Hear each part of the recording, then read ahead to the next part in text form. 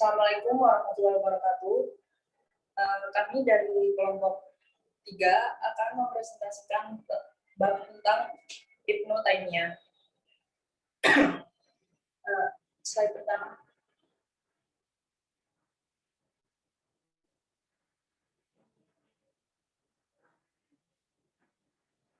Di sini menjelaskan bahwa Ibnu Taimiyah memiliki nama asli Abdul Abbas Taqiyuddin Ahmad bin Abdus Salam bin Abdullah bin Taimiyah Al-Harani yang lahir pada 2 Januari 1263 di Haram, Turki.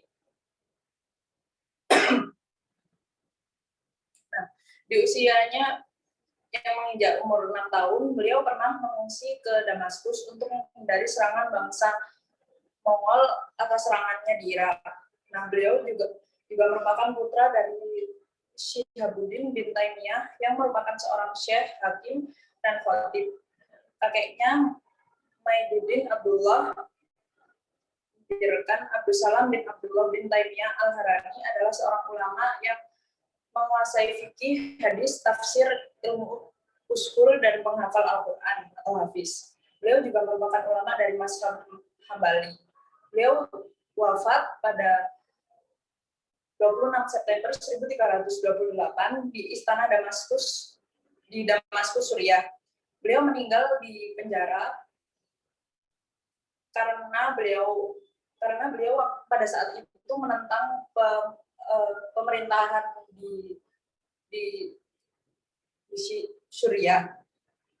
Nah, perkembangan dan pendidikan Ibnu Taimiyah mulai menghafal Al-Quran sejak dini. Dan di Damaskus beliau belajar berbagai ilmu pada banyak guru. Dari berbagai ilmu tersebut antara lain seperti ilmu matematika, lalu ilmu menulis Arab, nahwu, usul fikih. Selain itu, beliau juga dikaruniai kecepatan dalam menghafal dan tidak mudah lupa.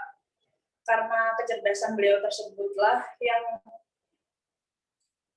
yang terkenal, maka dari itu beliau didatangi oleh Aleppo yang merupakan ulama besar dari Suriah untuk mengetes kecerdasan ilmu Ibnu Taimiyah.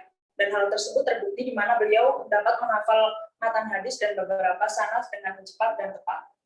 Selanjutnya.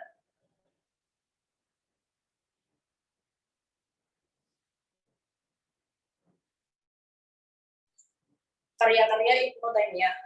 Di usianya yang ke-19 tahun, beliau telah memberi fatwa dalam masalah keagamaan. Selain itu, beliau dapat menulis kurosah atau buku kecil dalam waktu sehari dan dapat menghasilkan 4 buah kurosah yang di dalamnya memuat berbagai pendapatnya dalam bidang syariat. Ibnu yang menuturkan dalam tarikh Ibnul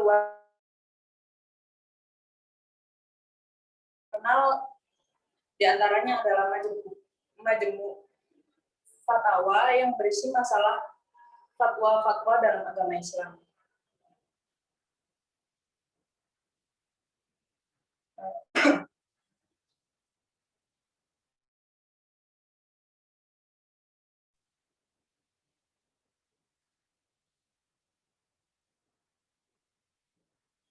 Nah, pemikiran politik oleh Ibnu Taimiyah diantaranya adalah menegakkan imamah bukanlah salah satu dasar dari agama, melainkan hanyalah kebutuhan praktis. Selanjutnya, beliau juga menolak kekuasaan Bani Umayyah dan Abbasiyah sebagai dasar politik Islam. Beliau juga menggunakan term imarah. Selain itu, beliau juga menolak pengangkatan kepala negara oleh al-Ahlali wal-Aqdi yang tidak lebih sebagai alat legitimasi penguasa. Beliau juga memperkenalkan al-Syaukah untuk memilih kepala negara. Al-Syaukah sendiri adalah orang yang berasal dari berbagai kalangan dan kedudukan yang dihormati dan ditaati oleh masyarakat. Selanjutnya akan dilanjutkan oleh teman saya.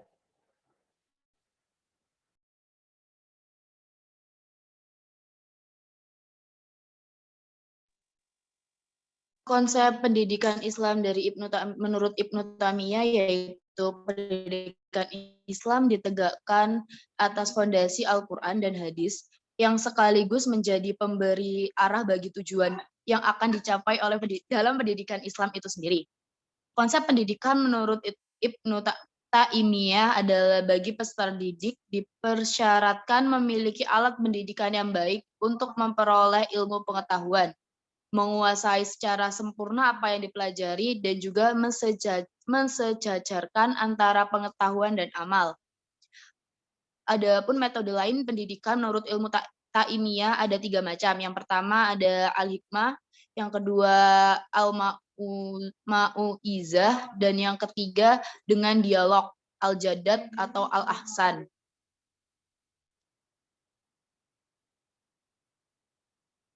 Selanjutnya, untuk analisis dan kontekstualisasi yang pertama dari pemikiran politik Ibnu Taimiyah mengenai pembentukan negara. Yang pertama, Ibnu Taimiyah beranggapan bahwa adalah suatu keniscayaan. Yang kedua, manusia pada dasarnya berwatak madani atau suka membangun. Itulah sebabnya jika mereka berkumpul, pastilah mereka akan mengembangkan kegiatan-kegiatan yang diperlukan untuk mewujudkan kemaslahatan dan juga mengatasi suatu persoalan. Untuk kepentingan itu diperlukan kerjasama yang padu antara pemerintah dan anggota masyarakat. Tentu saja diperlukan ketentuan-ketentuan yang definitif yang mengatur tugas dan ruang gerak masing-masing. Yang ketiga adalah hakikat pemerintahan sebuah negara menurut ilmu Ibnu Taimiyah adalah kekuasaan memaksa yang diperlukan jika manusia ingin hidup di masyarakat dengan solidaritas mereka tidak ingin hancur karena keegoisan manusia yang alamiah. Selanjutnya dijelaskan oleh teman saya.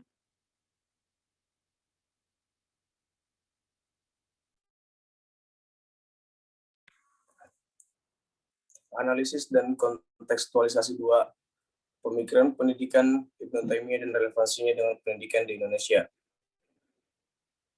Jadi seluruh pemikiran Ibnu Taimiyah di bidang pendidikan awalnya dibangun atas dasar keterangan yang jelas dalam Al-Quran dan As-Sunnah dengan pemahaman yang mendalam. Pertama, melalui jalur pendidikan falsafah dasar atau asas yang digunakan sebagai acuan falsafah pendidikan oleh Ibnu Taimiyah adalah ilmu yang bermanfaat sebagai asas bagi kehidupan yang cerdas dan unggul. Menurut ilmu yang bermanfaat yang didasarkan atas asas kehidupan yang benar dan utama adalah ilmu yang mengajak kepada kehidupan yang baik yang diarahkan untuk berhubungan dengan al-haq Tuhan, serta dihubungkan dengan kenyataan-kenyataan makhluk serta memperteguh rasa kemanusiaan. Dalam hal ini, dalam pendidikan falsafah dapat dibangun atas 2 hal, yaitu tauhid, mengesahkan Allah, kemudian yang kedua tabiat insaniyah, kemanusiaan. Terus kemudian lanjut kepada tujuan pendidikan. Jadi menurut Ibnu Taimiyah tujuan pendidikan dibagi menjadi 3, yaitu tujuan individual, kemudian tujuan sosial, lanjut kepada tujuan dakwah Islamiyah. Setelah dari tujuan pendidikan masuk kepada kurikulum. Menurut Ibnu Taimiyah, kurikulum atau materi pelajaran yang utama yang harus diberikan kepada anak didik adalah mengajarkan putra-putri kaum muslimin sesuai yang diajarkan Allah serta mendidik agar selalu patuh dan tunduk kepada Allah dan Rasul-Nya. Setelah kurikulum, kemudian Ibnu Taimiyah membahas tentang masalah bahasa pengantar dalam pengajaran. Ibnu Taimiyah menganjurkan agar mewajibkan penggunaan bahasa Arab dalam pengajaran dan percakapan. Kemudian metode pengajaran. Metode pengajaran pada garis besarnya, metode pengajaran dapat dibagi kepada 2 bagian, yaitu metode ilmiah dan metode irodiah.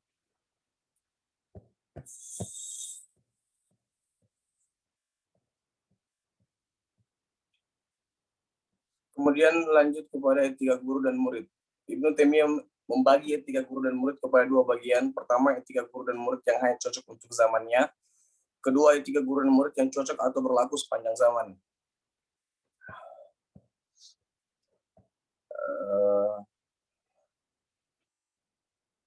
Pemikiran pendidikan yang dikemukakan Ibnu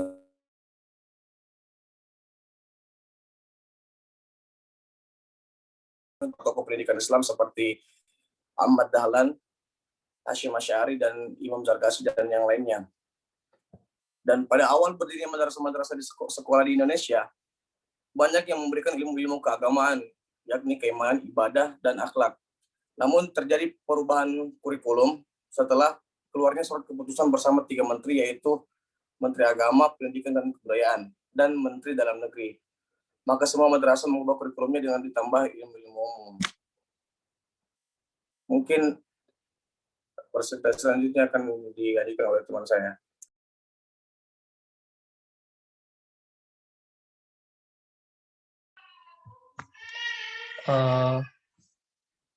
Berlanjut kepada analisis dan kontekstualisasi 3 tentang pengangkatan kepala negara menurut Ibnu Taimiyah. Di sini ada 4 poin, yaitu tentang pertama, Ibnu Taimiyah menentang doktrin Nasakh dari Syiah dan doktrin Sunni dalam pengangkatan kepala negara. Kemudian yang kedua adalah kualifikasi pemimpin menurut Ibnu Taimiyah dan konsep Ahlus Syauqah. Kemudian ada integrasi atau al-amanah dan kekuatan atau al-quwah, yang kemudian ada tugas utama seorang kepala negara. Yang pertama adalah dalam masalah pengangkatan kepala negara ini, Ibnu Taimiyah sendiri sebenarnya tidak menyebutkan seberapa pentingnya sistem pengangkatan kepala negara itu sendiri. Namun, Ibnu Taimiyah itu lebih menekankan kepada amanah dan keadilan kepada seorang pemangku jabatan atau kepala negaranya nanti. Hal ini kemudian dibahas dalam bukunya yang berjudul Al-Siyasah Asy-Syari'iyah, secara khusus membahas doktrin tentang amanah dan keadilan bagi mereka yang menduduki jabatan tersebut. Terdapat 2 kualifikasi penting dalam buku ini untuk seorang kepala negara. Yang pertama adalah integrasi tadi atau amanah, kemudian al-quwah atau kekuatan. Menurut Ibnu Taimiyah, kedua hal ini bisa didapatkan melalui namanya mubayaah atau ikrar dari para al-syauqah kepada kepala negara. Apa sih al-syauqah itu? Al-syauqah itu suatu konsep yang dicetuskan oleh Ibnu Taimiyah. Al-syauqah sendiri merupakan semua orang tanpa memandang profesi dan pekerjaan yang dihormati dan ditaati. Contohnya dalam konsep ini adalah ketika Umar akan menjadi imam atau kepala negara setelah diangkat oleh Abu Bakar, dan rakyatnya itu mengikrarkan kesetiaan kepada Umar itu sendiri. Namun, jika pengangkatan ini tidak disetujui oleh rakyat dan rakyat tidak memberikan ikrarnya kepada Umar, maka dia tidak akan mendapat menjadi imam Umarnya ini. Nah, kemudian lebih lanjut lagi, apa yang dimaksud dengan amanah itu sendiri atau integrasi itu sendiri menurut Ibnu Taimiyah? Ibnu Taimiyah mengatakan bahwasannya amanah itu mempunyai 2 makna. Yang pertama adalah yang diartikan kepada kepentingan rakyat, di mana kepala negara bertanggung jawab untuk mengelolanya. Yang kedua adalah sebagai kewenangan pemerintah yang dimiliki kepala negara. Kemudian hal ini digunakan untuk menentang atau menolak konsep doktrin Sunni bahwa kepala negara diangkat dengan cara pemilihan. Sejak masa permulaannya, kata Ibnu Taimiyah, tidak terdapat pemilihan pemimpin secara murni dalam kalangan Islam. Namun yang ada adalah dukungan dan persetujuan umat Islam, yang artinya pengangkatan Khulafaur Rasyidin ini sebagai acuan doktrin para pendahulunya dan tidak didasarkan secara murni. Kemudian yang kedua adalah dalam penentangan konsep yang an-Nasakh atau dari Syiah itu sendiri. Yang dimana kalau menurut Syiah sendiri atau an-Nasakh ini, bahwasannya pengangkatan kepala negara ini berasal dari bahwasannya dipilih diutus atau dari Allah, seperti Ali bin Abi Thalib yang kemudian dilanjutkan kepada 12 imam yang lainnya, begitu. Kemudian tugas utama seorang kepala negara adalah menciptakan kemaslahatan bersama dalam wujud menjalankan amanah sebaik-baiknya dan menciptakan keadilan semaksimal mungkin. Mungkin itu saja presentasi dari kelompok 3. Sekian dan terima kasih.